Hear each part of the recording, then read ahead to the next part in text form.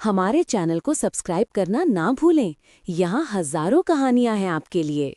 ये बात तो डैड भी बर्दाश्त नहीं करेंगे और फिर वो खुद हमारा तलाक कराएंगे। सबको पता चल जाएगा तुम्हारी हरकतें कैसी हैं। मैं मानता हूँ हम दोनों के बीच कुछ भी नॉर्मल नहीं है, तो जिसे तुम पसंद करती थी उसी से शादी करती, समझी? पैसे के लिए शादी की तुमने मुझसे, उसके पास तो पैसे नहीं होंगे ना।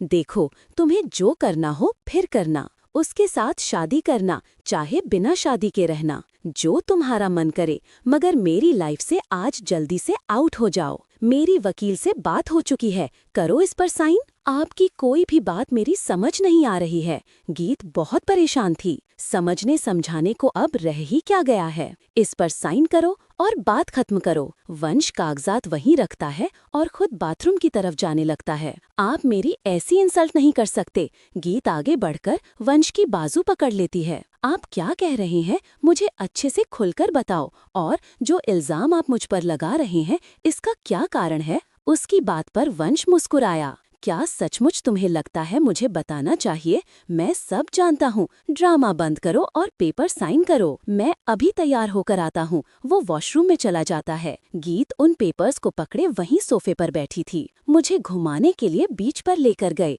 और फिर मुझे शादी में भी साथ लेकर गए। इतने अच्छे से बिहेव किया और आप ये सब। गीत बिल्कुल भी समझ नहीं पा रही थी आखिर हुआ क्या है। वंश कमरे से तैयार होकर वहाँ से जाने लगा। मैं स्टडी में हूँ, मुझे साइन करके पेपर भिजवा दो, कहता हुआ वंश वहाँ से चला गया। नीता वंश के पीछे स्टडी में जाती है। क्या हुआ? मैंने तुम्हें चिल्लाते हुए सुना। सब ठीक तो है ना? मुझे बता सकते हो बेटा, मैं तुम्हारी माँ हूँ। नहीं माम, कुछ भी नहीं हुआ। वो शांत हो गया था। उसके लिए ये सब गीत के बारे में अपनी माँ से कहना बहुत मुश्किल लग रहा था। क्या गीत ने कुछ किया है? वो वंश से पूछती है। अगर तुम शादी के टाइम मेरी बात मानते तो आज ऐसा नहीं होता। जरूरत ही नहीं थी उस लड़की के साथ शादी करने की। माँ प्लीज, मैं कोई बात नहीं करना चाहता। तुम्हारी मर्जी है, मगर तुम बात करना चाहो तो मेरे पास आ सकते हो। मैं तुम्हारे साथ हूँ। मैं हमेशा अपने बेटे का साथ दूंगी। वो मुस्कुराती हुई वहाँ से चली गई। नीता सीधा गीत के पास उसके कमरे में जाती है। वो बिना दरवाजा नॉक किए कमरे के अंदर इंटर करती है। गीत सोफे पर सिर पकड़े बैठी थी। उसने टेबल पर तलाक के कागज देखे। क्यों? तुम्हें क्या लगा था लड़की, राज करोगी रानी बनकर इस मेंशन में? जो बात कभी होनी ही नहीं है। साइन करो इस पर और निकल जाओ इस घर से। मैं ना तो साइन करूंगी और ना मैंने कोई गलती की है। साइन तो तुम्हें करने पड़ेंगे और इस मेंशन से जाना भी पड़ेगा। बिल्कुल भी नहीं। इस बार तो राजवीर खुद तुम्हें निकालेंगे इस घर से। ऐसी बातें उन्हें पसंद नहीं, इसीलिए कहती हूँ दफा हो जा यहाँ से। मैंने ऐसा कुछ भी नहीं किया। अगर गलत नहीं किया तो मेरा बेटा तुम्हारे लिए ये पेपर्स क्यों लेकर आया है? वो मुस्कुराकर उसे पेपर्स दिखाती है। मुझे नहीं पता कि वो ऐसा क्यों कर रहे हैं, मगर मैंने ऐसा कुछ भी नहीं किया जिसके लिए मुंह छिपाना पड़े। मैंने आज तक अपने माँ बाप का मान रखा है और शादी के बाद ससुराल की इज्जत। मुझे नहीं पता वंश क्यों कर रहे हैं, मगर मैं भागने वालों में से नहीं हूँ। राजवीर उस टाइम घर पर नहीं था, मगर गीत अब चुप बैठने वाली नहीं थी। इससे पहले जो नीता ने किया था वो बातें इतनी बड़ी नहीं थी। अब मुझे वंश से बात करनी होगी। वो अपने कमरे से बाहर निकली। सविता उस वक्त किचन से बाहर आ रही थी। आंटी, आपने वंश को देखा है? वो अभी अभी गए हैं। आप इतनी परेशान क्यों हैं? पता नहीं क्या हो गया है, वो मुझे अजीब अजीब सी बातें कर रहे हैं। कह रहे हैं कि मैंने किसी और के साथ रिश्ता रखा है। मैं ऐसा क्यों करूंगी? सोना जो अपने कमरे से बाहर निकल रही थी। क्या हुआ भाभी? सोना पूछती है। गीत रोते हुए उसे सारी बात बता देती है। सोना को समझने में 1 मिनट भी नहीं लगा था। भाभी, वो मेरी गलती है। सोना उसे सारी बात बता देती है। क्या कह रही हो सोना? गीत हैरानी से कहती है। मैं आपसे माफी मांगती हूँ। मुझे लगा मैं अपनी व्हीलचेयर पर वाली तस्वीर कैसे भेजूंगी।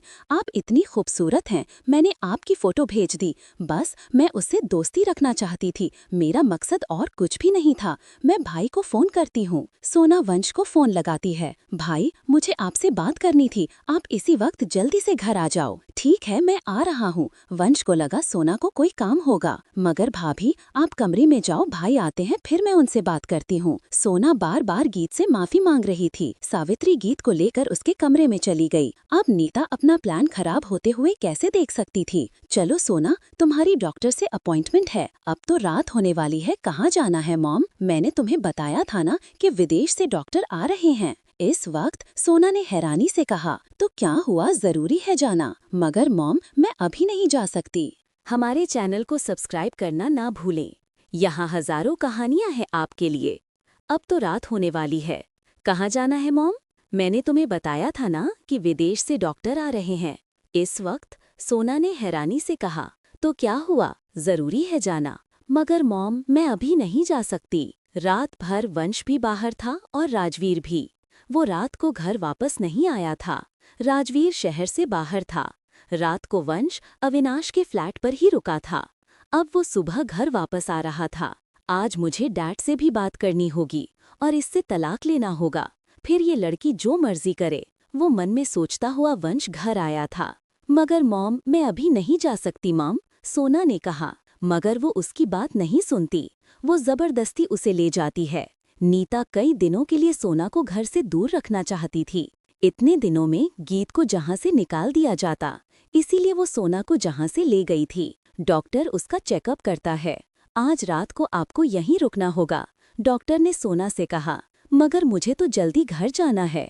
कोई बात नहीं, डॉक्टर ये यहीं रहेगी, नीता डॉक्टर से कहने लगी। माँ, मुझे घर जाना है, मुझे एक जरूरी काम है, सोना अपनी मॉम से कहने लगी। तुम्हें पता है ना, तुम्हें आज यहीं रहना है। आज नहीं ही नहीं, जितने दिन तुम्हारा ट्रीटमेंट चलेगा तुम यहीं रहोगी। वो सोना से उसका फोन भी पकड़ लेती है। वो सोना को एडमिट करवाकर खुद बाहर आ गई थी। उसने सिया को बुला लिया था। सिया के साथ घर वापस आ गई। वो अपने प्लान पर खुश थी, मगर सोना को चैन नहीं था। जैसे ही वंश घर पहुंचा, सोना वहां पर नहीं थी। गीत और सावित्री दोनों हॉल में बैठी हुई थीं। सोना कहाँ गई आंटी? वंश ने सावित्री से पूछा। उसकी डॉक्टर से जरूरी अपॉइंटमेंट थी, वो थोड़े दिन हॉस्पिटल में रहेगी। तभी अंदर आई हुई नीता कहने लगी, मगर मॉम, क्या वो रात को अकेली रहेगी? वंश को सोना की फिक्र हुई। नहीं, मैं जाऊंगी उसके पास, मुझे जरूरी सामान चाहिए था, मैं इसलिए आई थी। शायद सोना को मेरे साथ अपने ट्रीटमेंट के बारे में ही बात करनी थी। वंश सोचने लगा। वो वापस बाहर चला गया था। अब जब सोना नहीं थी, इसीलिए उसने वंश से कोई बात नहीं की। रात भर वंश भी बाहर था और राजवीर भी। वो रात को घर वापस नहीं आया था। राजवीर शहर से बाहर था।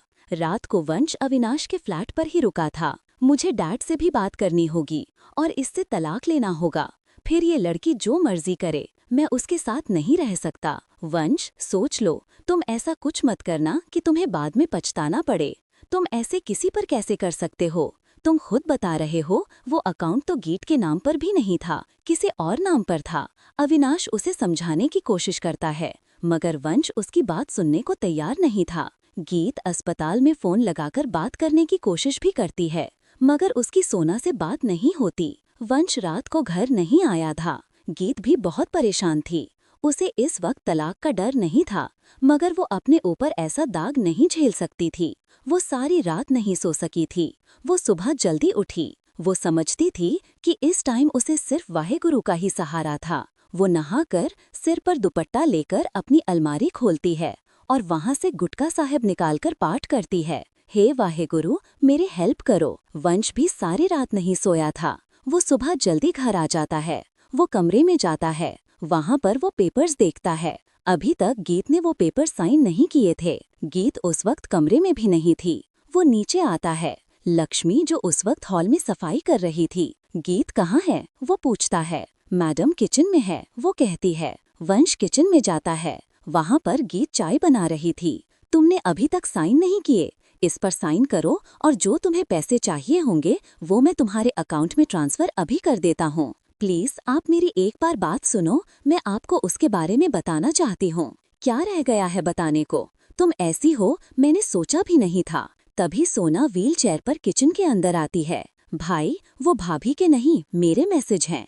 वो सब मेरी गलती है। सोना सिर झुकाकर कहती है। तुम्हें तो हॉस्पिटल में कई दिन रहना था ट्रीटमेंट के लिए, गीत ने उसे देखकर पूछा। असल में सुबह सुबह सोना ने ड्राइवर दीपक को फोन किया और उससे कहा कि वो उसे घर लेकर चले। दीपक को लगाकर सोना को छुट्टी मिल गई होगी, इसीलिए वो उसे घर ले आया था। हम लोग कमरे में चलकर बात करते हैं, गीत ने आसपास देखते हुए कहा। वो तीनों नीचे सोना के कमरे में चले जाते हैं। सोना वंश को सारी बात बताती है कि उसने गीत की तस्वीर भेजी और साथ में ही उसने ही मैसेज किए थे। किसी और नाम कर बना हुआ अकाउंट उसका है। अगर अकाउंट तुमने बनाया था तो वो अकाउंट इसके लैपटॉप पर क्या कर रहा है? वंश ने सवाल किया। नहीं, वो तो मेरा लैपटॉप है, सोना ने कहा। वो मॉम ने ले लिया था मुझसे, मेरे पास तो कोई लैपटॉप नहीं है। गीत कहने लगी, भाभी आप लैपटॉप लेकर आओ, सोना ने गीत से कहा। गीत ऊपर कमरे में जाती है और लैपटॉप लेकर नीचे आती है। सोना उसे दिखाती है कि वो काफी टाइम से चैट कर रही है। सोना वो मैसेज भी देखती है जो अभी इन दिनों में किए गए थे। वो समझती है कि ये मॉम का काम है, क्योंकि उसकी मॉम ने वो लैपटॉप पकड़ा था, मगर वो अपनी मॉम के बारे में वंश से कोई बात नहीं करती।